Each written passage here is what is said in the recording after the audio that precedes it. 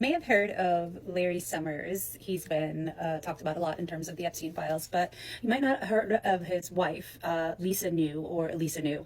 She's also a Harvard professor. She works in the American Literature Department, and here she is. You can see them together here. You can see them up there together. And they honeymooned at the Epstein Island in 2005.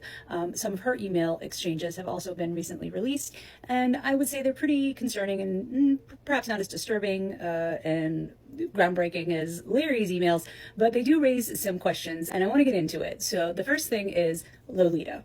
What is the obsession with Lolita? Why are all these creeps so freaking obsessed with the book Lolita? Okay, so here we have Lisa's email, probably the one that's the most damning. She says, "Dear Jeffrey, here's an invitation you can forward, fingers crossed." She's referencing some sort of event that Serena Williams was having. It's not really clear what kind of event we're talking about. I'm sure someone out there can go and line the dates up and figure it out. It goes on to say, "Going upstairs to hunt for my copy of Lolita, or we'll get on my Kindle and reread on our way to Australia. I may have lent it to one of my kids." Nice. Okay. Bizarre. But I would recommend reading My Antonia by Catherine next time you're on a long plane trip. For those who don't know, My Antonia is another book that is written from the masculine gaze perspective about a immigrant woman from his perspective. It's really about her life, but from his perspective. And of course, it's written in a very like possessive narrative tone, very much like Lolita. So maybe that's why she's suggesting it. The prose is gorgeous, and the book has, come to think of it, similar themes to Lolita. Come to think of it. Interesting. It's all about a man whose whole life is stamped forever by the impression of a young girl. Nice. Thank you for your help with Serena. Again, we don't really know what's going on there. I'm so sorry about what happened last time with W.A.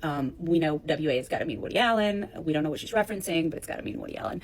I will keep the bootleg episode. Again, not sure what the fuck that's referencing, and hope to release someday. Okay, let's hope so, because we'd all like to know.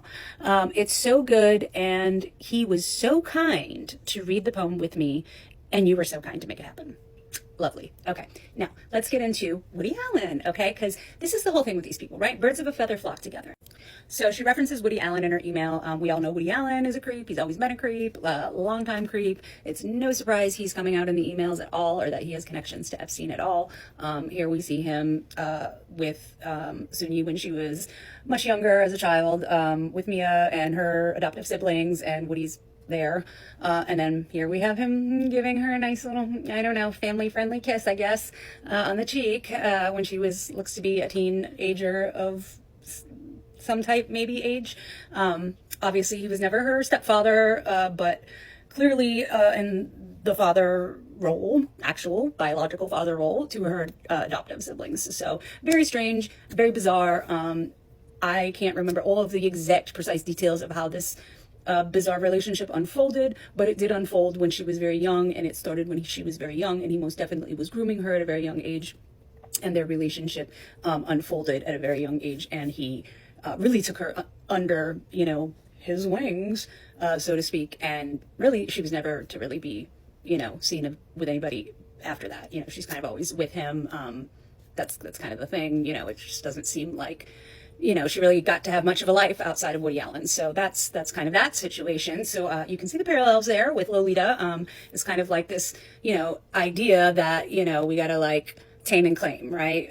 We get this like wild, tempestuous, unbridled girl who's just looking, needing, wanting, but she doesn't know it yet. That older man who's gonna tame her and show her the way, right? Like, that's the fantasy. That's the romanticization of all of this. That's what's at its core and source. It's really deep. It's really sick. It's really fucked up. And all of these fucking people play along with it. And here we have what Sunyi has become as a result of being groomed and brainwashed and harbored and I don't know, held prisoner by Woody Allen for the entirety of her life.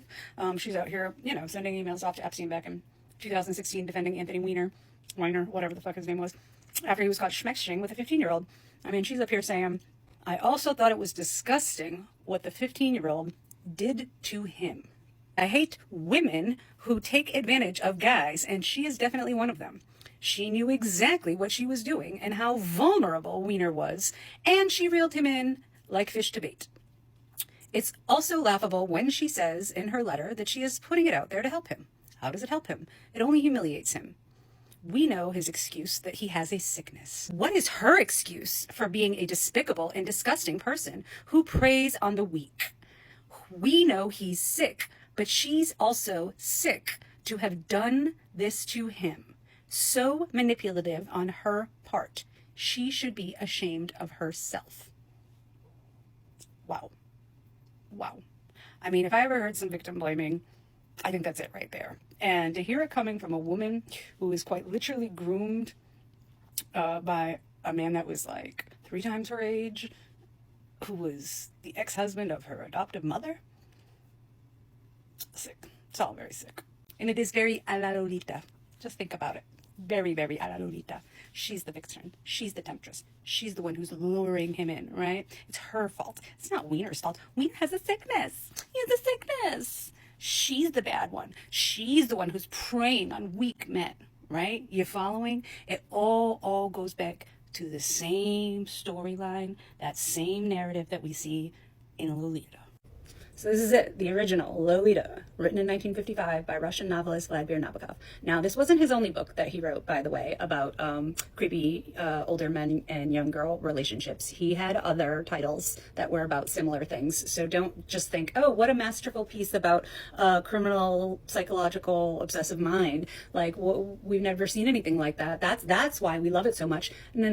Don't get it twisted. He had multiple other works that were very similar in nature. The Enchanter, Mary, The Gift, Ada, okay? Multiple other works, all right? Now, he was criticized for this many times over the years, but he was also investigated, purportedly, and nothing ever turned up. But creep, my book, absolutely. Reason for celebration or glorification? I don't see any, but he has been a cult classic. This has been a cult classic for decades, right? Celebrated all over the world, right? We have seen numerous covers of this, like dozens and dozens, hundreds and hundreds all over the globe. And they're all disgusting, one after the other. It's equally disgusting. The majority of them portray a very, very young girl looking hypersexualized, as if she's attempting to lure or, tempt a man, an older man, of course, into his doom. With her sexuality, of course. It's very sick.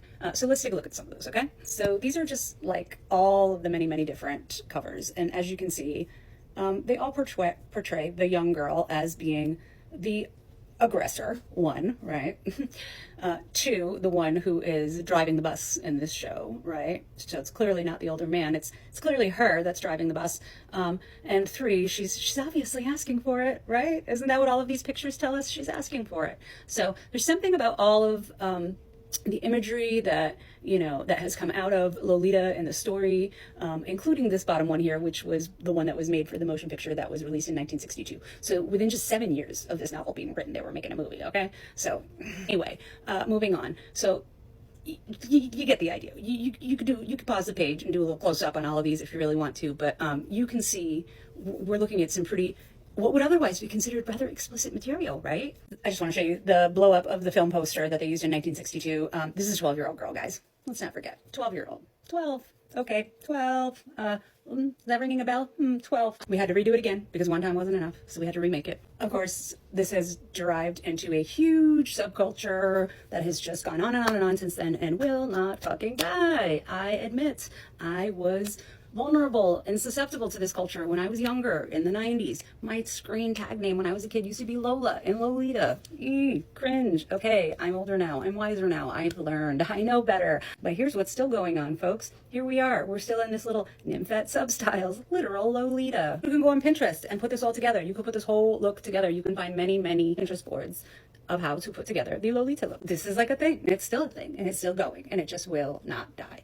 And the reason it won't die is because people like Lisa New, who teach classes on American literature, teach classes on probably lots of different literature, and other things as well, I'm sure. And I'm sure she treats this like the cult classic that she believes that it is, right? And she loves Woody Allen too. So I'm sure she thinks all of his movies are cult classics as well, including Manhattan, which has a very similar theme of a man who's going through a midlife crisis and falls in love with a teenage girl. And it's just all about exploring love, right? We're just exploring love, guys. And she's promoting this, right? She's teaching this. She's probably got these ideas, these theories, these books, are probably all up in her syllabi, right? I bet you did.